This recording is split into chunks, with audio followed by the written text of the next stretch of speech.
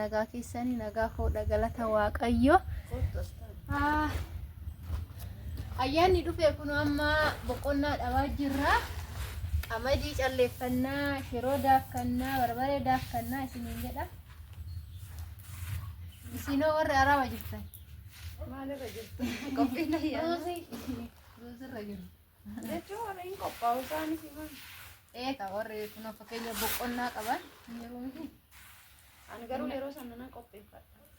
Yeroo ayyaana. Ani waan takka. Sirriitti qopheeffadhaan. Kan hin beeku. Farsoos. Farsa marraa na qaba. Timiriirra. Farsoo timirii akkatti nan hojjedhu. Akkas jedhu garuu ani hin beeku. Ruuza. Biddeenis hin jira. Biddeen yaada daakuu fidatu isaanii daan qabu. Daakuun kan isaaniitti nan tolfadhaa. Guyyaa baay'een yeroo ayyaana yeroo kamiyyuu jechuudha. Ayyaana kamiyyuu ayyaana dhufu akka mana kiyyaatti tan hojjetachaa turanii galata rabbii. Akkam jirtan hordoftoota maatii jirtu fayyaa keessanii akkasumas hordoftoota hinaan isin nagumaa fi baga jiraattan haati waree isin dhuftee jechuudha maatii wajjin. Lukkuun illee kun akkatti nu midhaan nu harkaa fixxee. Qophii ayyaanati jechuudha. Qophii ayyaanati irra jirra. Yaa namni kan ollaa walitti gahuun dur jechuudha. Duraan miti ammaa miti duraan ollaa wal gargaaraa qamadii fi digaa wal gargaaraa akkasumas yeroo afaan ishee kana yeroo duriiti kan mooyyeetti yookaan immoo wanta itti qophaa'uun qabutti qopheessanii ittiin deemu malee korreenti ittiin horsiisan jechuudha. Mana baaburaa ittiin horsiisanii maaliif nu jalaa daakamee dhuma waan jedhanii waan akkasii yaadaniif manatti qopheeffatu seeranii waliif argitanii waliif hojjetu jechuudha. Akka daboo walitti yaa'anii wal gargaarsi durii sun gaariidha. Isuma san yaadannee jechuudha. Mee har'a tasuma dhufee tasa dhufnaan immoo maaliif viidiyoo haadholee keenya hojjennee osoo hojjennee waan jettu jechuudha. Kanaafi kuni wal gargaarsa aadaadha. Aadaan keenya wal gargaarsa irratti waan hundaan humnaan isaa ta'u waan hunda yeroo ayyaanaatti isaa ta'u yeroo kaan wal bira dhaabbatanii wal gargaara jechuudha. Duraan akkas haawwaleen keenya akkasitti jechuudha. Kan dabarsan yeroo ayyaanaa immoo buna wal yaamanii qonnaan koottaa boonaa jedhanii haala sanii qophaa'anii wal yaamu jechuudha. Immoo aadaa keenya ammallee akka hin dagatamnee fi hinaan wajjiniin kun as yaadachiisaa jira. Waan yaadachiisni Neemaartiinis qo'eettidha akkuma kiyyaa daa'imaati garuu kan ishii dargaggeessa ta'ee jira. Yemmuu homaanuu ishii ni bu'achi akkuma hin teessiste ta'a hin taphata. Kiyya kana malee jechuudha kan na rakkisu. Kan keessillee homaa miti kan ammaa siif gahaa kanallee yeroo duraa sana akkanumatti wal gargaaraa baane viidiyoo waraabnu malee ani ollaa wajjiniin walitti dhufnee wal gargaarree korreentillee hin deemna. Amma immoo hinaan argadhee jira kan caalu jechuudha. Wajjiniin kunoo kottu na gargaarii viidiyoo wajjin hojjennaa jedheenii kunoo wal gargaarree anillee nan gargaara immoo gara terasiitiin jechuudha. Akkasitti gaafa ayyaana immoo daabboo tolchinee daabboo sanillee sinii erginaa. Barbaree ganaadha. Shiroo kunoo isin immoo shiroo guraarti. Shiroo ganaa miicama. Naa kana fakkaata.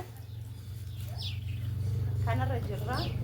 Mees maarra qophii ayyaanaa si yaadachiisu jechuudha. Waanuma xiqqoo yaa'u maalillee maatiin qaba. Anatu maatii qaba malee jechuudha. Ndee maatii meeqa qabatu fakkaate dhoo gadi yaa'e. Haa ta'u. Haa ta'u. Ankee achumaa ta'u akka gadi yaa'e. Kiyyallee akka hin qabu na beeku. Daboodha sitti naa godhu. Maatiin qabdu. Ani maatiin qaba haadha maatiitii haadha daa'imaatii. Amma gaafa kiyyaa meena qarqaarti muunni. Ani garuu kadhadhu ishee. Maallaan dhufa maali? Biraan kiina irratti hojjettettee yaaduu jalaan godhu godhi. Akkasiidha. Mee warri faazigaa keessa mee warri waan si mudate yoo jiraate yeroo daabboo geessitan eenyudhaaf daabboo geessitu? Takka wayi bareen gadda jechuudha. Daabboo karaatti ni jalaa cabu. Maal ta'e? Kiyyallee daabboon bareen gadda karaatti ni jalaa cabu jedhu kan maaziri. Baatee dhodee tuuta lama kira makiinaa keessatti akkattan godhu akkattiin baadhu dhabee jechuudha. namni jaanne yoo ta'an Laa kulfaadha. Naannoo wajjin na jiddaa. karaami daabboon akkamitti Qixxumatti cabaree murameetu dhugumamee akkamitti caba daabboon odoo bilchaatiin ta'uu danda'a. qixxumatti muramee deemee bilchaate bilchaachuu baate nyaatan kaa'e. Waan rakkadhee Sodaatanii fudhananii nyaatanii. Yeroo sana bilchaanni. Daabboon fakkaatu bilchaatiin mana namaa dhaqee inni hin beeku. Daabboon jechuudha. Abbaa ati bira dhaqu saniitu yoo carraa qabaate abbaa saniitu baatee galee. Immoo daabboon maazarii biyyaan badu abbaa ta'eetu wata hojjetee jalaan badu daabboon. Anatti daabboon naa ba'a. Anillee horii ishiidhaa tolche akkasumatti la bareedee xurumbillee takkanaa nama takkaafu tolche nama takkaafu tolche ni laa badee beekan. Nama maqaadha isanii ni makaa. Nama akkuma fakkeenyaaf deemtuun jechuudha. Nah akkasii kana fakkaataa. Araqee hoon beektu? Araqee sinirratti gannamee faan beeku araqee faa gannattanii maal misiroo cabsitanii beektu meenatti maal. Yoo karaa deemtan. Qophii ayyaana irratti fakkeenyaaf yeroo baaburaa amma baaburri akka malee namni hin baay'ata. Mudannoo akkasii warri qabdan. Ani bara tokko deemee taanaan baabura jechuudha maatiin na erge. Mudannoo akkamitti fakkaata? Mudannoo addaadha. Ish! Baadiyyaadha gisee isaanii. Ollaa wajjin na ergan qamadii kana baadiyyaatti gaasitti daafa gisee isaanii. Achiin midhaan illee baay'eedha. Warofaan akkuma jiru kana hin baay'ata. Hattuutu jira jechuudha kana jecha immoo jechuudha. Qonnaa afuraa ta'u meeqa akka ta'e illee garuu gara kiiloo 40 ta'uu na oolu. Qixxaa farsoo illee hin jira. Ish!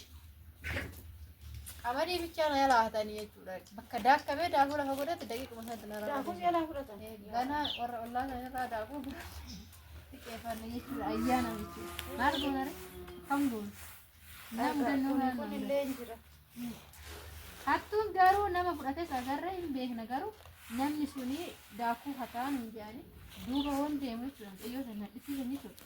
Nama dubartiidha sana. Dubartiidha kan fudhatedha. Ishiidha kanatu jedhanidha. Ishee duuba garagalee deemu isheen tattee gartuu. Atteenyaatti badee. Ini malah daa'ima ta'e daa'ima guddaa qabdee deemtu sun jabaadha.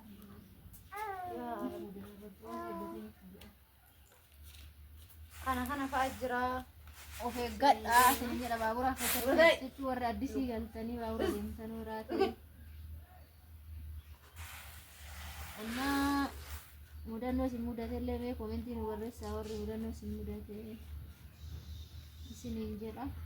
Yoo barbaaddanis daabboo tolchinee warra keessanillee isinii ilaalla. Nutti maa yoo keessa warri dhiyoo jiraatu. Waan isin barbaachisu tokko osoo jiraatan nutti himaa isinii walitti ergina. Rakkoo hin jiru. Akkas isin hin jenna faayi.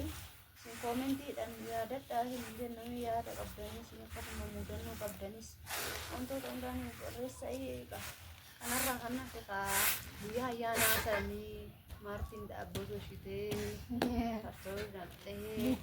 Lukkuu beekaa altaa? Ati lukkuu beekaa? Akkuma maatiitiin ka namni waanuma danda'e godhataa miti. Gaafuma sana mul'isa malee amma lukkuu haganaa kan qala jedhee. Gaafa saniin walitti qabaa haala jireenyatiin ilaaltee jechuudha. Haala gabaa akkuma danda'utu ayyaana jedhee too waan namni humni namaa hin dandeenye waa godhataa waa godhamu kan humni kee hin dandeenye waa godhamu gootu akkuma humna keetiitti gootan. Inni dhugaatiin lukkuun 2,000 seente yoo ishiin 3,000 seente buuphaa bichaa buuphaa 100 2,000 seentu immoo duwwaa. seenti nagarta. Seentu duwwaa. Inni isaaree waa 2,000 ta'e. Ani guyyaa ayyaana sasichammar jechuudha. Lukkuu baay'ee dhufa namni ittaraa namni. Ay wadda diyara. Akkasii isiniin jenna meeqaa ilaalla lukkuullee jechuudha. Meeqa lukkuu qabdi kanatti lukkuu qabdi warri barbaadan koottaa bitadha. natti waddachiisu isheen. Gatiillee na barreessaa komentii jalatti warri gatii lukkuu. Maaliif akkanan kumanne muraanaati. Nagaan nu tura. Waxiillee wadhee daabbos tolchinee farsas goonee sin eenna. Sinii ergina. Aga sanii walitti deebinutti nagaan nu tura siniin jedha.